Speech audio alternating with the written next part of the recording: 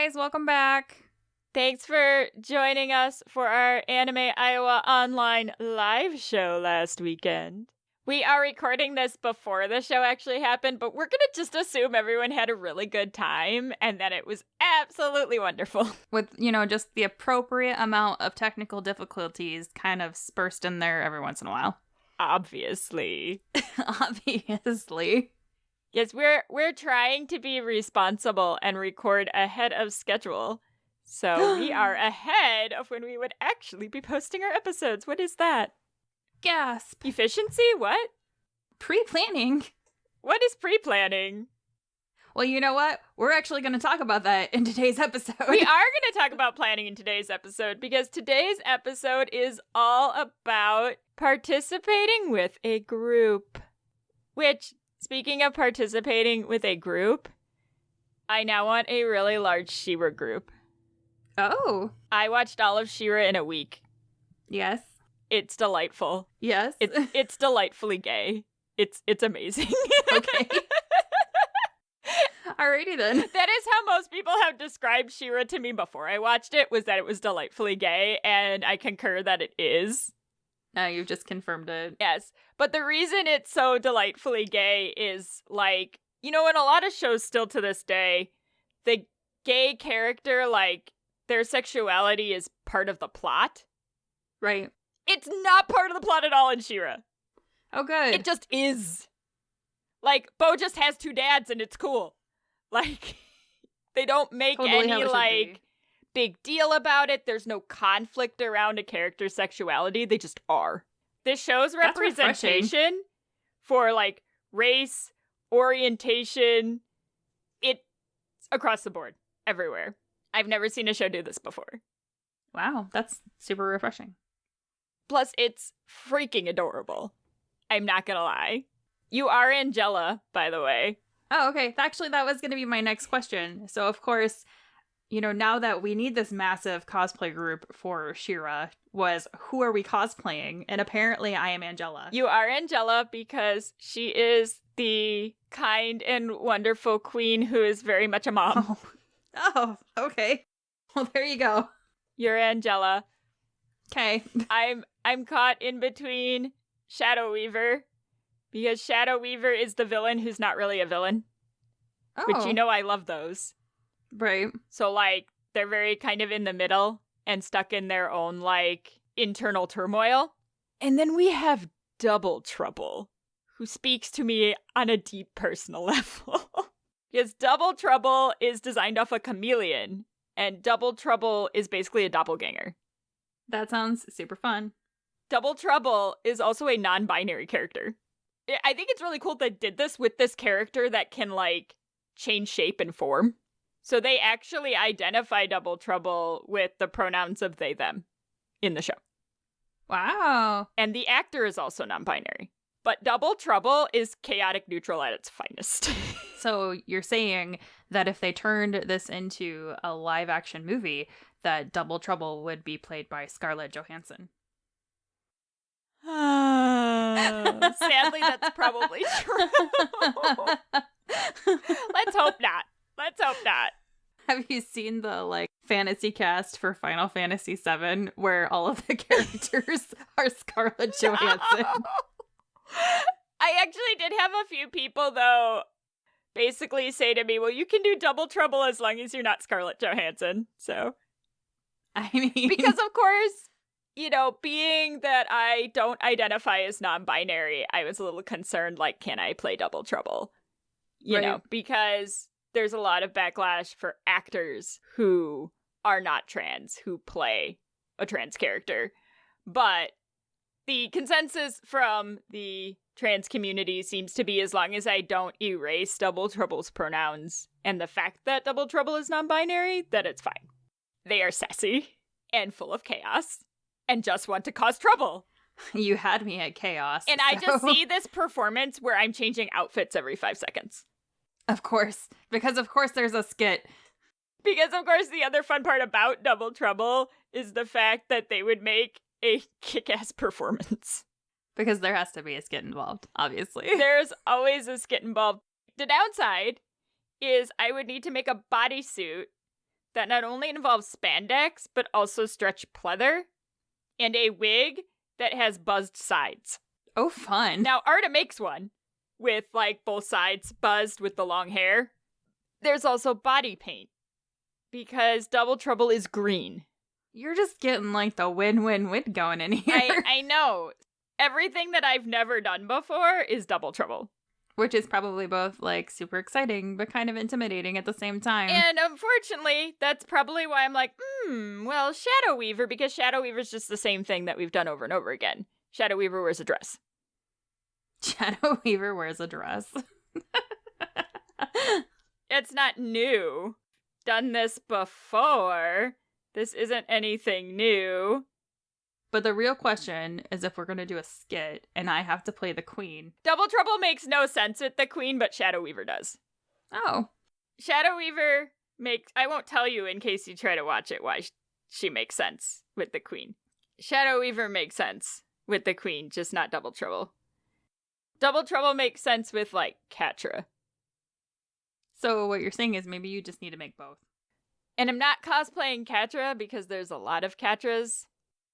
But Catra would fall into my normal tendency of I am cosplaying the character that I have a crush on in this series. Right? So that's Catra's role if everyone's wondering why I don't want to be Catra, because Catra would make so much sense for me. Trying to branch out. Alrighty then. I'm trying to branch out. Trying to branch it out. A little bit. I mean, they both involve body paint, which is not fun, unfortunately. Lucky you. A lot of the characters in She-Ra involve body paint. I'm sure there's a lot of people that just don't wear the body paint, depending on what color For it is. Double Trouble, though, you, like, have to. Shadow Weaver, it's just your face, and that's pretty much Double Trouble, too, if everything else is a suit. Because you just see Shadow Weaver's hands, so... And she's wearing gloves anyway. Oh, well then. You see the tips of her fingers, so when you make the gloves, you just make those out of the gray spandex. I'm sad it's over, but I'm glad that they ended it and didn't try to, like, continue it forever. Right, because sometimes it's just better to stop. And it didn't make me angry like Miraculous does. Oh. Because I need to go, at this point, go back to season 3 and just watch again, but Miraculous just makes me angry. I'm excited because the first Miraculous special is supposed to come out next month in September. Yeah. No, I just get mad at Miraculous. And I also learned that I believe that they're going to do seasons 4 and 5 exclusively on Disney Plus. So I'm going to have to break down and get Disney Plus. So you get Disney Plus, and then we'll watch Hamilton. Right. And then I can watch all of these other things that I need to watch. Speaking of all the love in She-Ra, though, we do have some updates from our wholesome content episode that I need to share. Chris answered us whether or not they will be getting married at the castle they were engaged at, and they are going to. And on top of it, they are doing a Witcher-themed wedding at the castle. Please. He promised me that they will stream it so that we can be there. Please. I also want to give a shout out to our friends Baker Street Regulars on their engagement. Yay! So they went on vacation and got engaged. They are a cosplay couple from Nebraska that we've known for a really long time. And you can find them on social media at Baker Street Regulars. But they are finally officially engaged. So congratulations, you two. Additionally, Anime Fusion is canceled. That was our last scheduled con for the year. We are planning on doing online programming, though, so stay tuned, and we will let you know what that's all about coming up.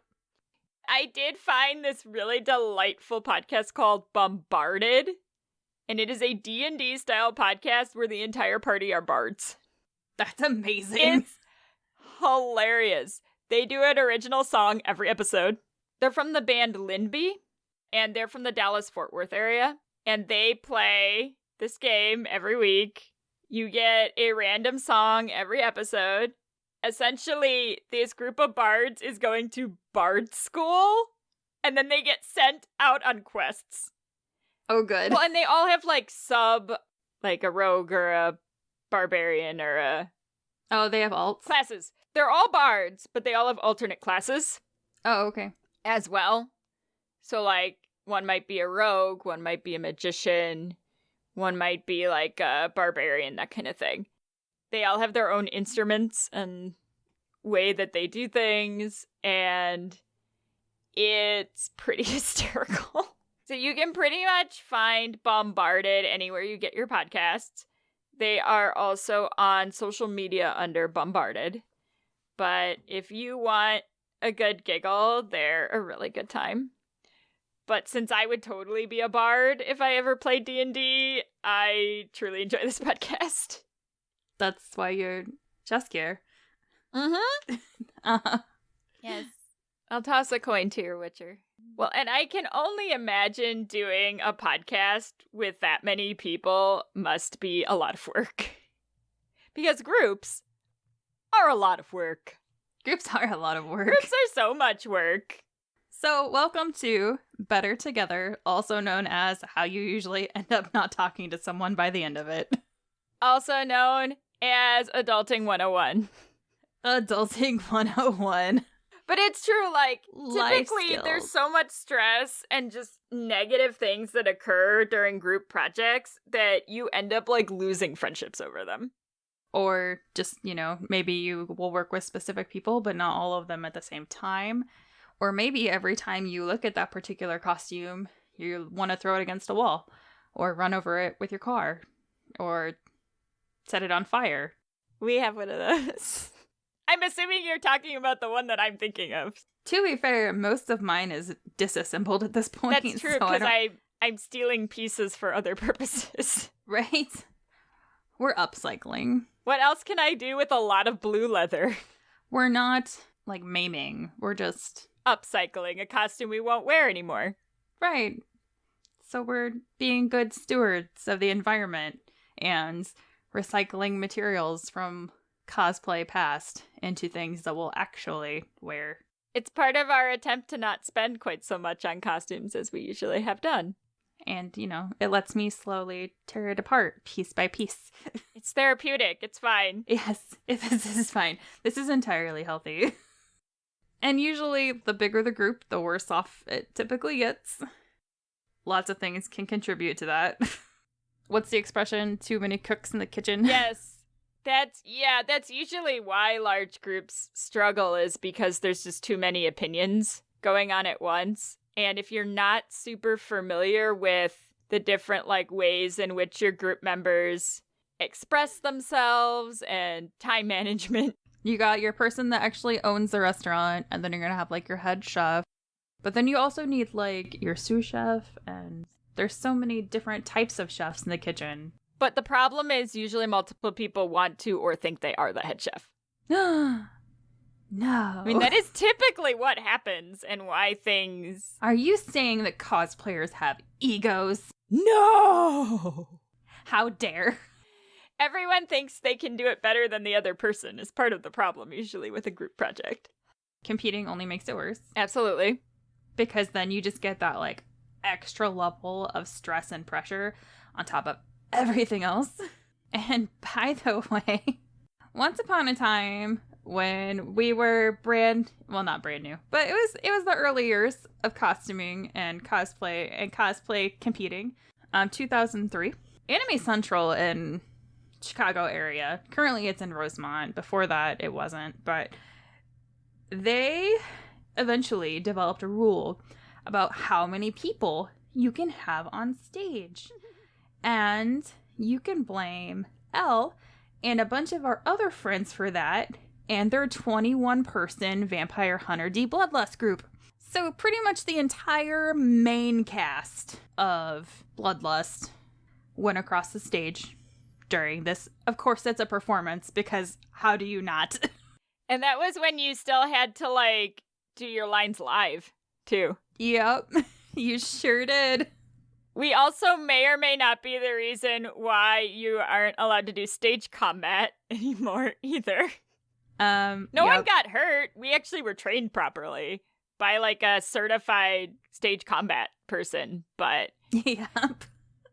That group's a whole nother story of how we got, like, disqualified when we shouldn't have been, and all sorts of crazy things, too, though. There was a lot of There's a lot that went on with that. There was a lot of But- complications due to it being a very large group and things not having certain expectations and rules that they have now.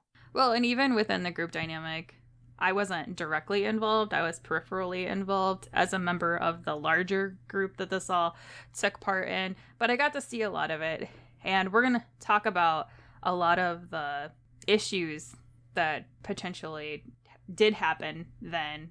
I mean, I would say considering we had 21 people all over the country without social media, because we didn't have social media to keep track of each other, we had chat rooms. We had Yahoo clubs. Yeah. It was even before Yahoo groups. I'm pretty impressed how well that went together despite all of that. The skit, I believe, is on our YouTube. I think so. If it's not linked, we'll link it. We'll find it. There's video evidence. I would say I will never, ever do that again.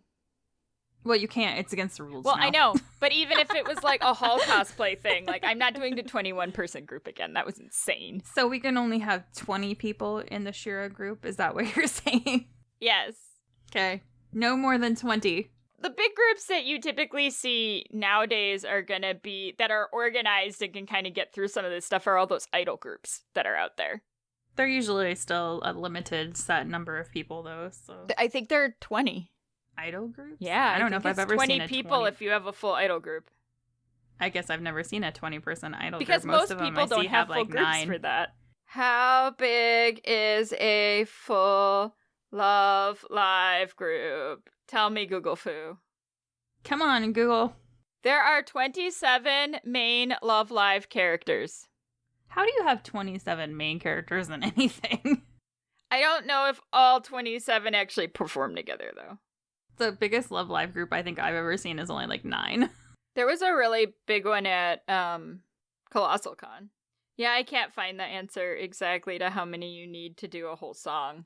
But I mean, to get through one of those, you have to be pretty dedicated. Oh, yeah. Like, that's a lot of work. So much coordinating. So many Right. people. So many schedules. My favorite comment about groups ever is the one where the guy was like, how much do you get paid to be in a cosplay group? I remember that post. So the actual question is, when forming cosplay groups, how much do you get paid? That is the only way I know cosplay groups can work, so what is the going rate? For context, I think this person was going to try to pay people to be in the group with them. But I can totally also understand why when you see, like, some of these idol groups and stuff, why you might think people are getting paid. Because, like, it's a lot of work. All of the people that I know that do performance work like that, the amount of money that you get paid is disproportionate to the amount of work that your giant group of people has to put in. That's pretty much anything that's cosplay plus getting paid. That's fair. It's always, amount of work and money you're putting in is always going to be drastically disproportionate to what you're actually getting paid. Pretty much. We get paid $0 for this podcast, and it's a lot of work. It's a labor of love. If you think about it, you're like, people are putting so much time and effort into this, they must be getting paid, or why would you do this? Like, why would you do this if you're not getting paid? Maybe some people just thrive on chaos. A lot of people thrive on chaos. That's why ConCrunch exists. That's fair. I mean, there literally are some people that just can't do anything unless there's chaos. We are very lucky to actually know a group expert in our lives. Adulting 101. Mew21 cosplay is literally a group expert. So you're saying that Mew21 is a professional adult? Yes, professional adult.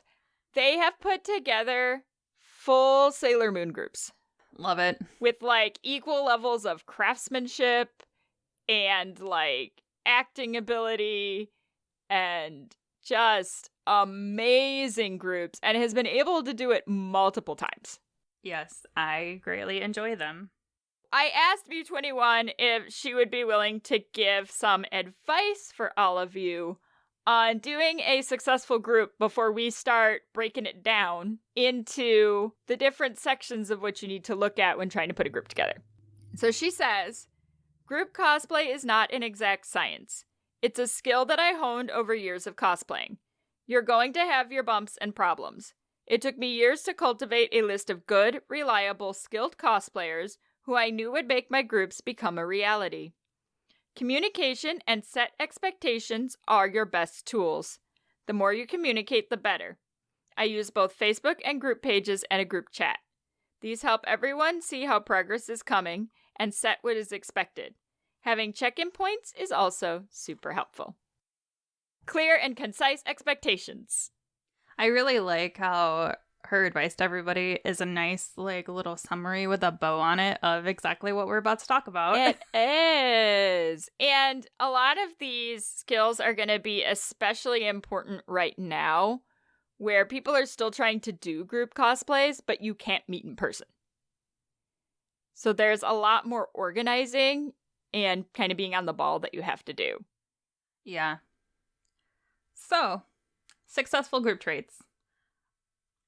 In our experience, we found pretty much the following 5 things to be most important over anything else: balance, organization, communication, realistic expectations, and fun. Balance. This is going to be a couple different things. It's going to be not only your skill ability, because I believe that you don't have to be skilled in the same things, but you want to make sure that your more skilled people, especially if you're crafting, are not carrying all of the weight.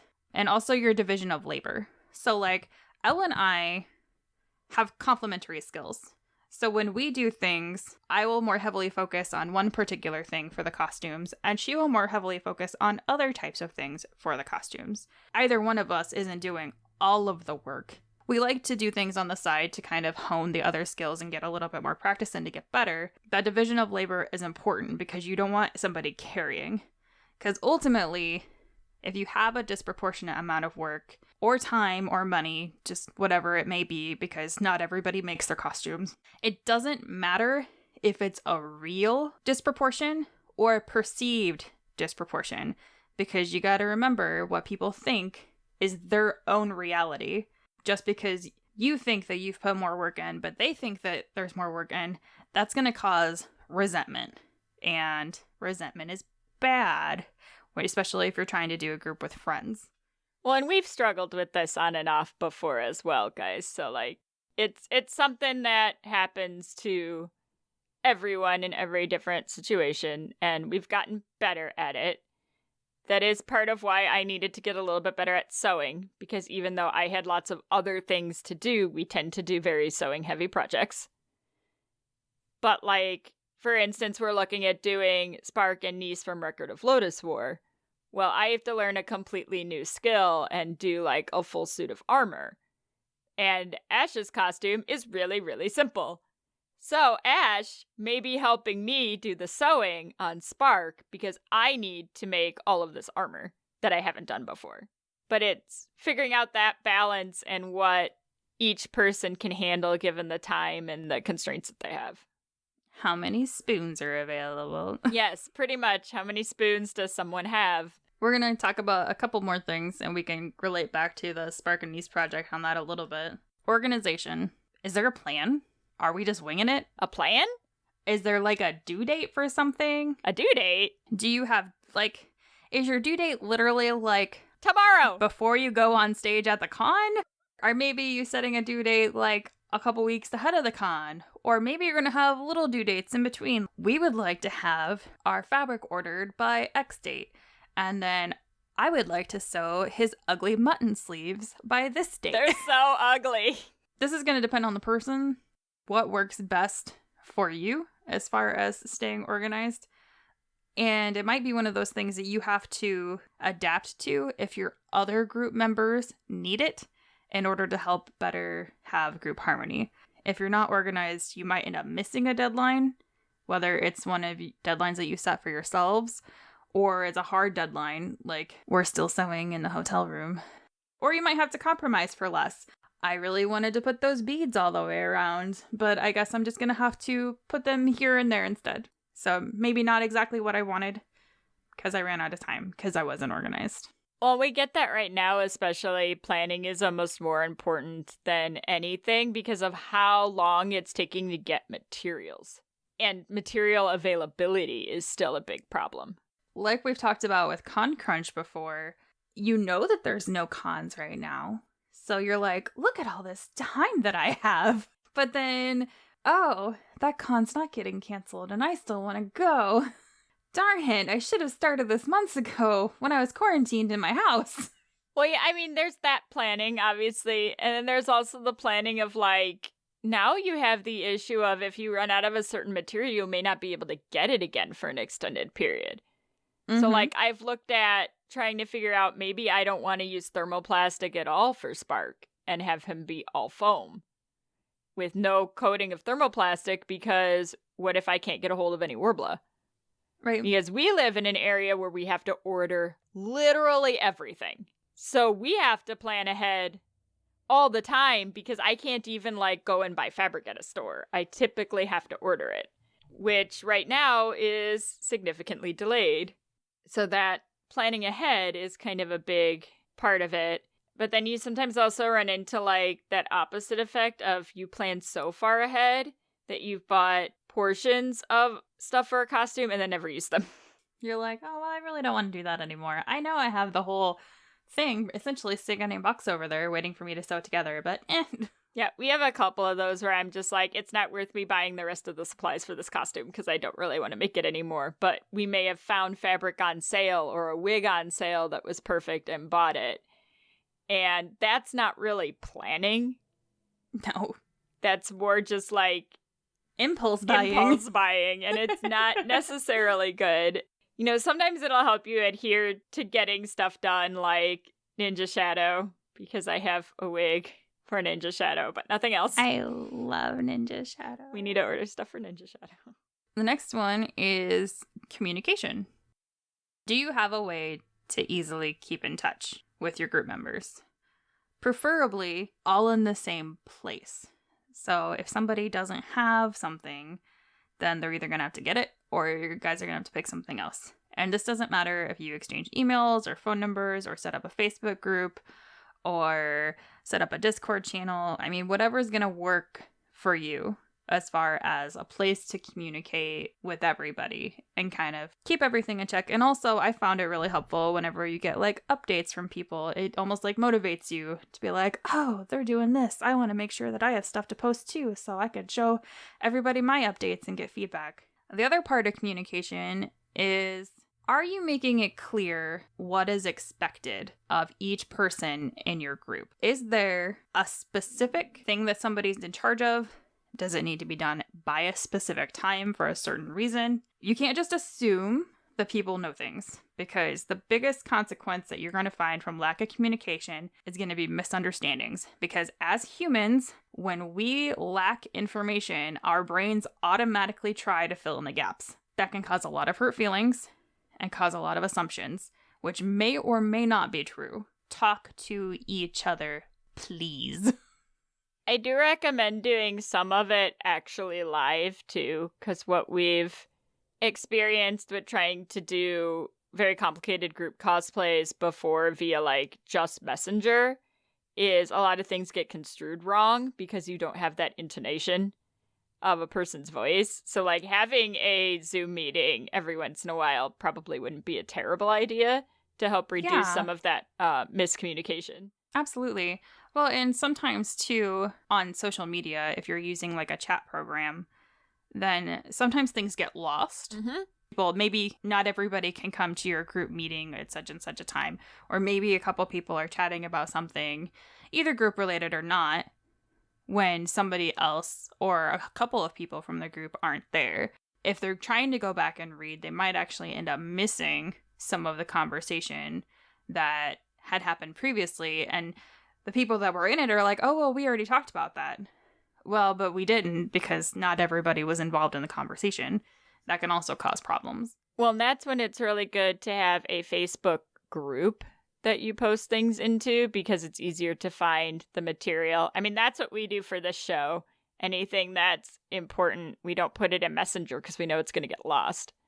it gets lost. It does get lost. I mean, sometimes you get lost in the group too, let's be honest. Sometimes stuff gets lost in group too, depending on how much stuff is in But group. at least it's a little bit easier to find in the group. Because if I know that I have seen at some point something posted in group, every once in a while, I'll try to go back and be like, all right, so is there anything here that I need to address that's on this list? So we like to use group for to-do lists a lot. Well, and that worked really well for us the last time we've done some group projects. That's what we did for our Sailor Moon Villains group. We used a Facebook group to discuss things, which made things a lot easier because then they weren't getting lost. And then we were also able to post photo updates and different things of that nature, kind of know where everybody was and if people were on track. And I mean, that's our plan for our next group project. We'll probably use the same format, but it's gonna be the same people, so that also helps. How convenient. How convenient. The next thing that you want to make sure that you have are realistic expectations. They need to be clear and they need to be concise. Frankly, they need to be reasonable because what's good for one person might not necessarily be good for all people. If you've got somebody that's got like a decent job and then you've got somebody that's like a minimum wage job person and then another person that only kind of works part-time because they're going to school all the time, they're going to have drastically different budgets and potentially drastically different time availability. It's a conversation that's uncomfortable, but you still need to have it because you need to make sure that the amount of work that each person puts in is reasonable for everybody participating. Because again, if you get that lack of balance with your work, time, money, and not everybody's okay with it, you're going to get resentment down the road. Well, I think this is the section that gets forgotten about the most, but it's probably the most important, especially with clear and concise expectations. As an occupational therapist, I think I say that like 10 times a day. Clear and concise expectations, especially with some of my consultative work that I do. My first thing will always be for the client, were the expectations clear and concise? If not, then you need to go back and figure out what works for the person so that they understand their role and their expectation. And a lot of times, what will happen is people will go in and expect the moon from everyone, but everybody didn't understand that that was what the expectation was. Right. Or maybe they just can't provide the moon. Maybe you can only have a star instead. Like, they're coming in going, oh, I'm doing this for fun, and this is just going to be, a good time. And then person B is like, I want to win best in show, and everything needs to be perfect, and we need to spend all our extra time on it. You're going to have an issue if you're not all on the same page. I think it's important to remember that different people join different cosplay groups for different reasons. And just like with cosplay in general, there's no right way. All the ways that groups are formed are completely valid, and one's not necessarily better than another. But like Elle said, if you don't have those same kind of goals in mind, then it might cause some conflict down the road. Because if person A just wants to cosplay with her friends, and person B just really likes this series and just wants to do a costume, but person C really wants to perform because they're a theater junkie and they can't help it. It's in their blood. And then you've got person D that's like, man, I love competing and I want to win all the awards. They could all be in the same group together. But if everybody's not on page for wanting to win all of the awards and everybody's not on page for wanting to do a performance, then it could cause some issues. Because the first person's just like, I'm happy to be a part of it. And then the next person's like, I'm just happy to be cosplaying this character that I love. Keep that in mind when you're working with a group of people, that everybody's kind of got different expectations for what's going on. And if you don't talk about them with each other and make sure that everyone is on the same page, it's going to cause strife. Yeah, no assuming that everybody knows what you're thinking, because no one is going to read your mind. It's true. It's true. We can't even read each other's minds. So if we can't do it, no one can. Sometimes we finish each other's sentences. Sometimes. But that's besides the point. This brings us to our last and possibly the most important thing besides realistic expectations. Cosplay is supposed to be fun. What? If it's not fun, then why are you doing it? It's a hobby. Wait, it's supposed to be fun? I think I missed that memo. Yes, have fun.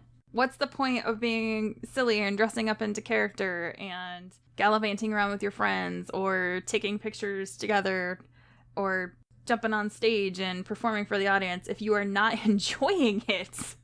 If it comes to the point where it's too stressful and you're not having fun, then maybe you need to reevaluate. Going back to those realistic expectations, we're going to talk about some more adulting with all of you. It's our favorite part of when we do this panel. Some of you may or may not have heard of it, and I've seen it presented in a lot of different ways. The basic premise is called the project management triangle. The 3 corners of your triangle are scope, time, and cost. And the thought behind it is you have to pick 2. So for scope, as far as cosplay goes, I want to wear a costume? Like, as long as I'm in costume, I don't care. What about a costume that fits my body perfectly? What about a costume made out of super high quality materials? As we've told you, I'm a little bit of a fabric snob, so I like things like silk and leather. Do I want my cosplay to be screen accurate?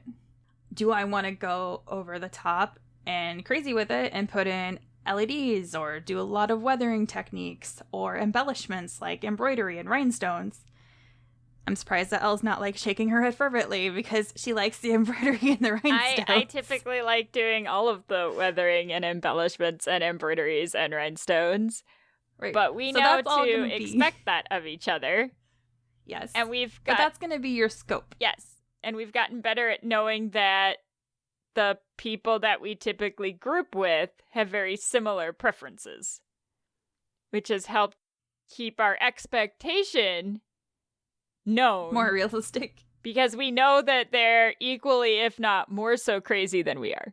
Your second corner is time. Now, this is the time between point A and point B of I don't have a costume and now I have a costume. Part of this is going to be potentially work spent. Or if you're buying materials or buying your costume, it could also include shipping time. Because everybody knows that you have to pay more for next day shipping. Like, it's a really fairly easy concept. If I want ground, where it's going to take weeks, or if I want, like, air, where it's going to take maybe months, I can probably get it pretty cheap. But if I want it, in 2 business days, then I'm probably going to have to pay for it. Same concept. And then cost is pretty self-explanatory. So you get to pick 2 out of the 3. You can either do all the things with your costume and have it be less expensive, but it's going to take you forever. It's going to take a lot more time. Or if you want to do it super quickly, then it's going to cost you some money, more so, because maybe you can't shop around or wait for coupons. I can't buy my patterns on sale, or I have to pay for expensive shipping, or I can't wait until that Groupon for the fabric outlet, or what have you. I have to pay more money. Or if you want something super quick and kind of cheap, but you don't necessarily care about the quality, you could probably just order something and call it a day and be good with it. Or you could just go to your local store and pick out whatever fabric is in a vague color resemblance that's on sale, but it might not look as great as it could have if you would have spent more time and money on it, but you're going to have to sacrifice something out of those 3 is the basic premise of the project management triangle. I have found that typically the least stressful combination is less cost, higher quality with more time. I prefer that combo. I would rather start something early and take my time with it and have it be higher quality and overall cost me less money in the end. But that's not going to work for everybody. Some people might not have as much time as a luxury to get those types of things and would rather spend the money. Or some people just want to wear the costume and they're just going to order it on Amazon. Which is totally fine. We've totally done that. It's valid. Yeah. All cosplay is valid. I have costumes where I'm like, Mystic Messenger is a good example of that. We just really wanted to do Zen in 707. We didn't want to make them. We ordered them on Amazon. We just wanted to wear them. We just wanted to wear them. I pieced mine together. Like, I went to the store and bought jeans and boots. Yeah. I mean... Like, you don't have to make everything. The only making that I had to do was I couldn't get the striped glasses in time, so I had to get glasses and then that were yellow and then tape them off and then paint the plaque on. That was my only making. Everything else, I'm like on Etsy and Amazon and I'm like, boom, boom, boom, boom, boom. Oh, now I just gotta wait for this stuff to show up to my house. Easy peasy. So we do have a couple of questions that we've gotten frequently about doing group projects, and we're going to try to answer a couple of them. The first one is, my group member is procrastinating on their costume. My group member isn't doing their share of the work, or my group members simply won't make time for the project. So this is kind of a combo of multiple questions that we've gotten. And I feel like there's one in every group. Always! It's like when you go back to like when you were in school and you had to do like the group projects and there's always that one person that won't do anything. And I was always the person who just finished the whole project by myself. Oh, I feel you. But if you don't know who it is in your group, you might want to take a look at yourself and check your own behavior.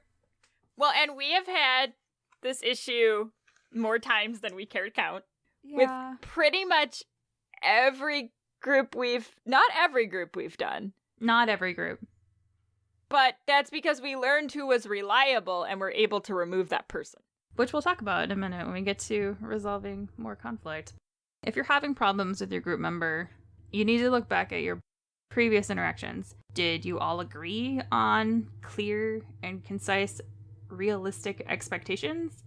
If they're not doing something in what you consider to be a timely manner, if nobody ever specified that we need to get this done by this date, you can't really be mad at them for following their own schedule. If they think that this is an appropriate schedule, as long as it's done by X time, but you think that they're not moving quick enough, did you guys talk about that beforehand? Before you get kind of mad about it? Yes, no, maybe? Is it something that you can talk about now and say, hey, I'm concerned because... Use your I sentences. I statement time. I feel because blank. I feel. It's about you and your feelings. I feel. A lot of people start out in cosplay groups as friends first. Have you checked on your friend? How's your friend doing? Are they okay? How's work? How's family? How's school? Do they have any stressors? Might be affecting their ability? Are they having potentially like a financial problem where they can't buy the thing right now? Did their sewing machine break?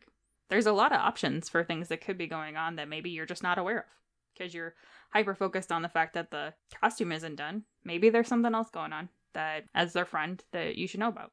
And in that case, you may also need to be willing to take a step back and adjust some things, assess whether or not losing a friendship is worth getting this project done for the due date that you have planned. And frankly, that's only a question that you can answer. That's correct. But Elle, my group member's being bossy and taking over the group. That's a very common problem in groups. It's not even necessarily a problem, depending on your other factors. It depends involved. on the dynamic and what you mean by bossy. You know, every group needs to have a leader. Someone needs to take charge and lead the group because you can't just have a bunch of people doing their own thing or nothing will get done. However, if the person is being accusatory and not really doing much, but telling everybody what else to do. Micromanaging, yes. They're in everybody else's business all the time. You're going to irritate your group members and then nothing's going to get done. Micromanagement does not work. Well, and leadership is definitely, some people come by it naturally, but it's definitely, I think, a learned skill. You have to be very organized and you have to be able to efficiently communicate with people and set concise goals and realistic expectations. If you take anything from this episode, it is clear and concise expectations. That will solve 90% of your group problems, is if you attempt to have clear and concise expectations. Groups do need a leader. Yeah. If you've got more than a couple people doing something, then you're going to end up with either too many cooks in the kitchen or nobody being the cook in the kitchen, and nobody's kind of holding anybody else accountable for anything, and just it might end up pure chaos. You see that in the workplace all the time. School too. Even though people are like, oh no, groups are equal. They're not. Anybody that's ever done a group project, you can pick that one person that you did group projects with that did a lot of the organizing. Or maybe they would assign each person a section to work on. At least write down who was doing what section so that we could keep track of what's going on. And that might have been you, or it might have been somebody else in your group. But I bet if you look back at those school projects, you can think of exactly who that was. Well, and the leader is part of those clear and concise expectations. Like, it's hard to have clear and concise expectations if you don't have someone who is managing them. When you're going to have conflict in groups, and you will, it might be something really small. It might be something kind of silly after a thought, because maybe it was just a misunderstanding with tone or what have you. The first thing you're going to need to do is communicate. Use those iMessages, talk about the problem, and try to work out a solution. Hypothetically, if you are doing a group cosplay project, you are either an adult or you are a mature enough individual, probably in your junior high school years, that feels mature enough to participate in a group project. Because I know there were certain times in my life when I'd be like, no, that doesn't sound like fun. So communicate with each other, treat each other with respect, and ultimately, if something's not working, it's okay to change it. You can have those clear and concise expectations in the beginning, and if it's just not working out for one reason or another, you can adapt. That's not a big deal. Change is not a result of failure of any kind. Change is just change, and change is not necessarily bad. I think that's one of the hardest parts, though, is you feel like regardless of what's going on in the rest of your life, you need to stay on this schedule and this push to complete things. And I think a lot of us are feeling that right now, especially. COVID has gone on a lot longer than we all thought it was going to. And we all need to start being willing to adapt a little bit more to what our new expectations are. And there are going to be certain things that you're going to have to overcome. So let's say that your friend who works a minimum wage job is an essential employee and got sent back to work, and some of their coworkers are out with COVID and now they have to work overtime. They're already hurting for money, potentially from having been off work for a certain period of time. Now they don't have any time because they're spending all of what was their free time now at work. You might have to decide whether or not that you're personally willing to overcompensate for that. You know, is doing this project with these people to this specific level of quality worth it to you, to maybe you and all of your friends pitch in $10 to help the other person out because they just can't afford it right now. Or maybe because you really want to have this extra person in your group. You know, Sally decides that she's going to do the wig and the hair bow, and Susie decides that she's going to do the shorts, and Alex decides that they're going to make the blouse. Mary decides that she's going to make the accessories. Division of labor.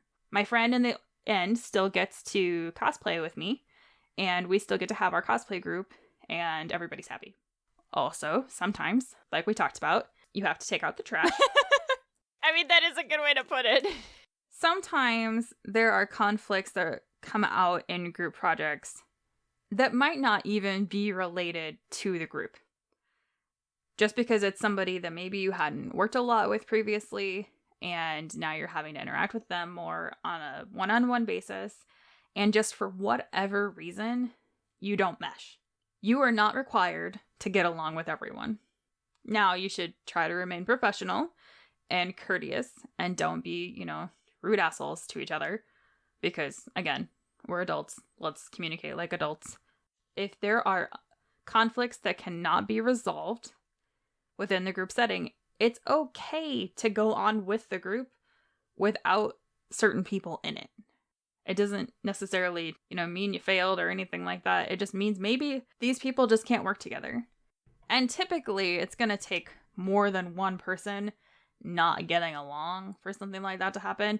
And a lot of times, if there's one person in particular that doesn't like another person in particular, the person that actually isn't fond of the other person is going to be the one that leaves. They're just going to do it on their own. Or maybe you finish this group project out, but maybe you just don't do another one. You're like, this was too stressful for me. I didn't like it. I don't like XYZ about my cosplay group interactions with this person, and it's not something I'm interested in doing again. And that's okay. Just because you were in a group this one time doesn't mean that every single time that you do a cosplay group, you have to invite them. And the last option, which nobody really wants to do, is you could just not do it. If this is just all chaos and it's causing everybody stress and nobody can kind of figure it out and there's too much conflict involved, you can just say F it and just not do the project. Sometimes that is what you have to do. It does happen where there's just too much going on and there's no way that it's going to get done. And that's okay. Like, it does happen. We have been there. You can cancel. Or if you don't want to cancel, you could do what we talked about earlier and change your plans. So maybe we really wanted to do this skit at this con, but for whatever reason, we can't go to this con, or the materials didn't get here in time, or what have you. This isn't going to be done. Period. The end. We know it. It's not going to be done. It's okay to move it to another con. It's not the end of the world to take something you had planned on doing at one place to another place instead. Well, I think we're all experiencing that now. For a lot of us, we were forced to do that. We were moving some projects before COVID, though, because life. Life happens, and sometimes you have to give your non-cosplay life the attention that it needs. And remember, there are other things in life. What? I know. There are other things in life besides cosplay. Right? You might have to cut cons and projects, right? Like, it happens, and we all know all about that this year. Oh, yeah. It's how we went from doing, 14 cons that one year to, not the next year. We're like, we just need a break from that. Realistic expectations. Those were not. Communicating that I have... What? Right. You mean I had to communicate that I have a life outside of this? Yes, that's so weird. Obviously. No, I think that's actually one of the things that I am proudest about is the fact that we can have those conversations and say, I just don't think this is going to work. And then we talk it out like adults, and then we make those decisions together as a group or a duo, depending on the situation. And we're still working on that. We've gotten better. Neither one of us wants to disappoint the other person, which I think is usually the hardest part. And we don't want to disappoint all of you either. Right. You have to figure out what's realistic for you in your life as it is. And if you have to change your plans, you change your plans. The world does not end. Because in the end, if you really value those friendships that you have with these people in your group, that should be more important than whether or not the cosplay project gets done. Like, if these are people that you truly value having in your life, their mental health and well-being should trump getting any cosplay project done. Oh, absolutely. And I think we forget about that sometimes, that these kind of projects can be very stressful. Well, and sometimes I think people just, especially within this hobby, some people would just become so focused on it that they just kind of forget that people have things outside of it, because maybe you only interact with this person at cons doing cosplay. You're not exposed to their life and what their normal day-to-day is or what their hardships are, so you don't really think about it. It's just not present in your mind for whatever reason. Have fun, guys. Be kind. Be kind to each other. Yes, be kind. Have friendship. Be honest. Really, you can solve most of your group problems if you're just honest and communicate with each other. And this goes from duos to 21-person groups. Right. Which I will not do a 21-person group again. I will not. Maybe if Mew21's running it, then I'll do a 21-person group, but I'm not running one. That's fair. I'll participate. You'll participate, you just don't want to be the leader. I don't want to be the leader of a 21-person group. No, thank you. No, okay, thanks, bye. Okay, thanks, bye. Not doing that. A lot of you are probably like, wow, that all sounds kind of like it sucks. Why would I want to do that if it's so hard? That answer is going to be different for everybody. Just kind of like why people do groups is different for everybody. But as we've mentioned several times, I will speak for both of us and say we do it for the friendships, the friends that we've made in this hobby, are the reasons why we put ourselves through the group chaos. But that's also why we're extremely particular about who we work with. You all notice that we don't do group projects with very many people because we are very particular about who we're working with, and we like to work with people who know and understand our both inside and outside of cosplay lives and are willing to work with us on balance. And we know that we can trust them to get their work done, and they know they can trust us to get our work done. So choose well, have fun, do some of your groups online. There's been some really fun things that I've seen people doing, like different Zoom videos as groups and trying to compile photos together as like big group photo things. Like, you can still have this kind of fun even though we're not quite at the convention ready process yet. I really love the Pass the videos. Yes, those are so cute. Those are like the ultimate online group project, the Pass the videos. They make me really happy. Because it started with Pass the brush, but now there's just all sorts of stuff. I still kind of want to do one, but they're a lot of work. I want to do a 90s anime Pass the brush. Oh, goodness. Yes. Old school time. Let's go. We need like a Toonami. Yes, Toonami Pass the brush. Let's do it. Gundam Wing. Let's go. Goodness.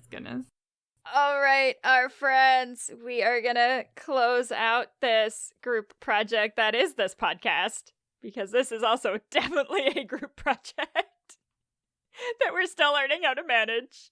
But thanks for hanging out with us, and we hope that some of these tips will help you when you start your next project. I'm Ashlyn. I'm Elle. We are Lavi Cosplay. And this is Shit Group Cosplayers Like to Say About Being in a Group. Woo!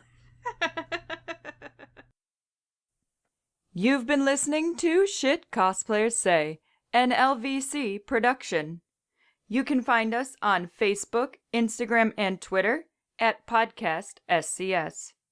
Our website is lavicosplay.com. Have a fun, crazy con or cosplay-related story, absurd cosplay question, or just something in general to share with us? Email us at podcastscs@gmail.com. Thank you for listening, and remember, just because you can doesn't mean you should.